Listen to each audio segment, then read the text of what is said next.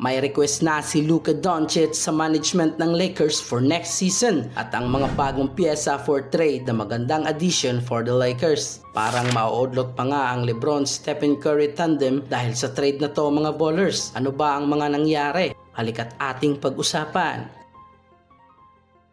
Nag-request na si Luka Doncic ng mga gusto niyang adjustment for next season para sa Lakers dahil natanong siya tungkol dito via interview. Sabi ni Luka ay gusto niya ng more shooters at A-list na sentro na fit for pick and roll play at malakas sa block shot. Maganda ang piyesa na to kung magkatotoo mga ballers at epektibo to sa playing style ni Luka dahil si Luka na rin mismo ang nagsabi kung gaano siya kadalas ma-double team. Kaya kapag may sniper sa paligid, isang pasa lang ang kailangan para makakreate ng open shot.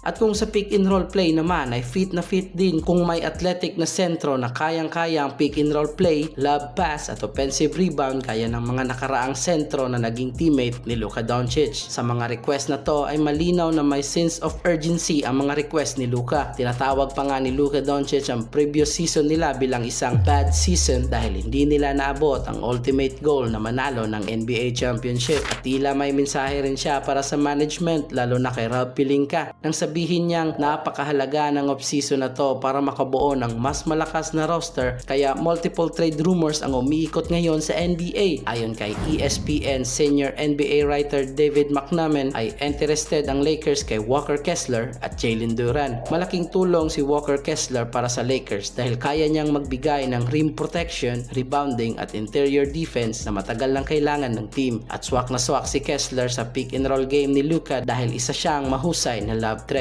At kung si Jalen Duran naman, makakadagdag ang Lakers ng batang athletic center na fit din for future na hanap ng Lakers ngayon for long term para sa era ni Luka. At malakas din si Jalen Duran sa rebounding at epektibo sa transition offense. Sa nakaraang video natin ay kasama pa rin ang dalawang to sa mainit na target ng Lakers para sa kanilang kakulangan ng presensya sa ilalim. At may mga rumors din na galing kay NBA insider Brandon Robinson na may hypothetical trade proposal ang Lakers for a blockbuster trade para maibalik si Anthony Davis sa Lakers. Alam naman natin na marami ang hesitant sa trade na to dahil nga sa madalas na pagka-injured ni Anthony Davis. Pero kung healthy ito ay walang duda na isa pa rin siya sa pinakamahusay na big man ng NBA. Pero di pa tapos ang rumors na to dahil may isa pang balita na galing kay Mark Spears na interested din pala ang Lakers na kunin ang former teammate ni Bron na si Kevin Love dahil unrestricted free agent na to this offseason at parang magsasign daw pabalik sa Lakers si LeBron James this coming NBA season at magiging reunion daw to. Kung magkatotoo man ay sayang ang LeBron at Stephen Curry tandem na inaabangan pa naman ng karamihan ng NBA fans. Kung ako ang tatanungin mga ballers, enough na ang napatunayan ni Bron sa Lakers. Mas gusto kong lumipat na siya ng ibang team lalong-lalo na sa Golden State dahil gustong-gusto kong makita na magsabay na maglaro ang dalawang GOAT sa liga. Sa mga trade rumors na to mga ballers, tingin nyo ba ay magkakatotoo ang lahat ng to? Pero sa ngayon, rumors pa naman. Di pa natin alam kung ano ang mga posible at pwedeng mangyari. Kung Lakers fan ka ka-ballers, ano sa tingin mo ang magiging impact ng mga trade na to? Sang-ayon ka ba? I-comment mo lang ang iyong opinion at ating pag-usapan. And this is Ballers TV. Thank you for watching.